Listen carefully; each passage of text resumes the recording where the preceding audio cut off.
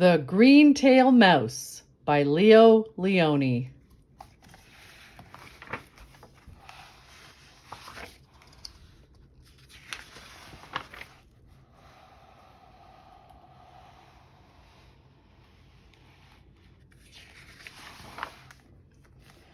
In the quietest corner of the Wiltshire woods, a community of field mice lived a peaceful life. There were sweet berries, juicy roots, and tender shoots to eat.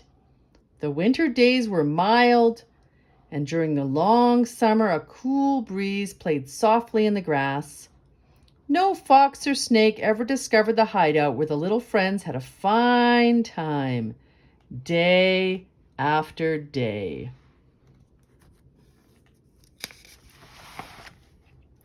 One spring morning, a city mouse came passing through.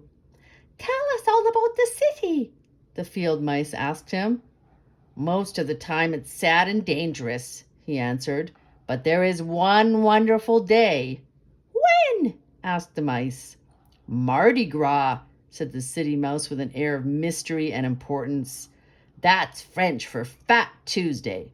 On Mardi Gras there is lots of music and people dance in the streets."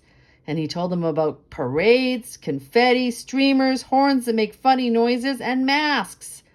"Let's have a Fat Tuesday too!" exclaimed the mice excitedly.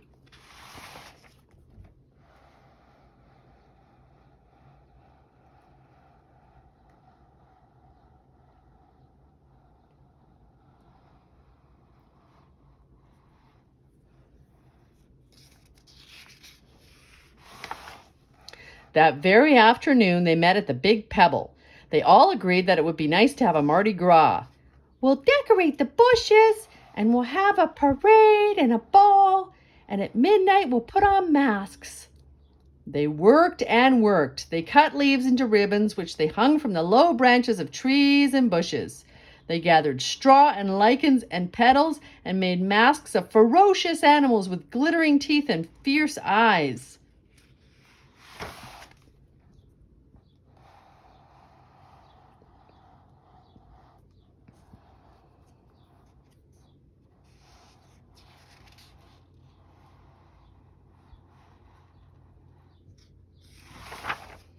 In the early evening, they went to the place they had chosen for the big event. Most of them wore a wig or a hat, and one mouse had even painted her tail green. "I am the Greentail Mouse," she said with a squeaky voice. They danced and sang and had a wonderful time until the moon was at its highest point in the sky. Then they disappeared into the dark bushes and put on their masks. From behind tree trunks and stones, they scared each other with ferocious grunts and shouts and shrieks, and threatened each other with sharp teeth and tusks.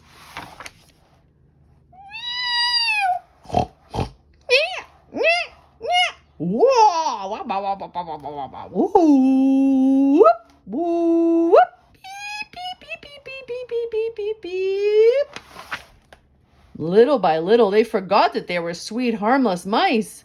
They forgot about Mardi Gras and singing and dancing and being joyful. They really believed that they were ferocious animals. "Wow! Wow!" yelled the Greentail mouse from the branch onto which she had climbed. Everyone was afraid of everyone else. And as the days went by, the once peaceful community became a place full of hate and suspicion. Oh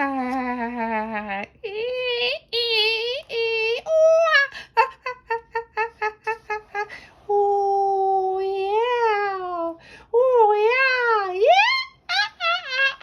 Oh.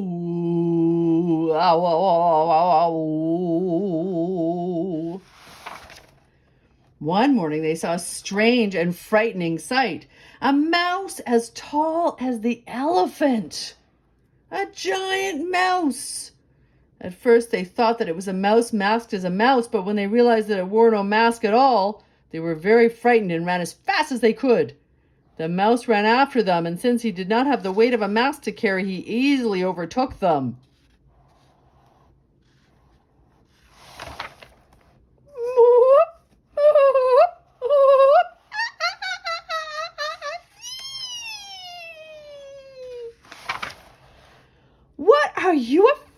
afraid of?" he said.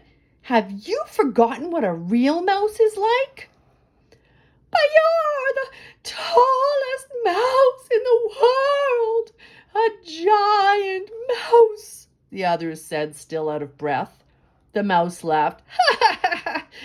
"Nonsense," he said. "If you take off those silly masks, you will all be giant mice." Timidly, they removed their masks one by one, and they realized that the mouse had been right. It was good to be themselves again, real mice, not afraid of one another and anxious to have a happy time. That night, they decided to build a big fire and burn all the masks. "This is better than Fat Tuesday," they said as the masks turned into ashes and sparks of many colors rose into the sky.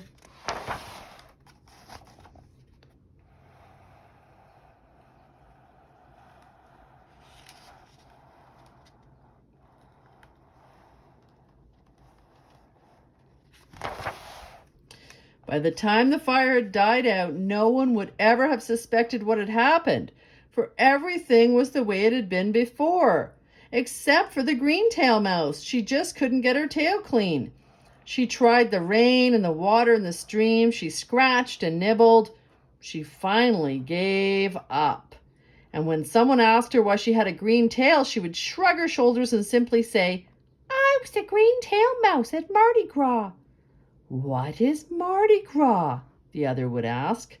"That's French for Fat Tuesday." And she would tell about parades, streamers, and horns that make funny noises. But she never said a word about the ferocious masks. They were tucked far away in her memory, almost forgotten, like a bad dream. The end.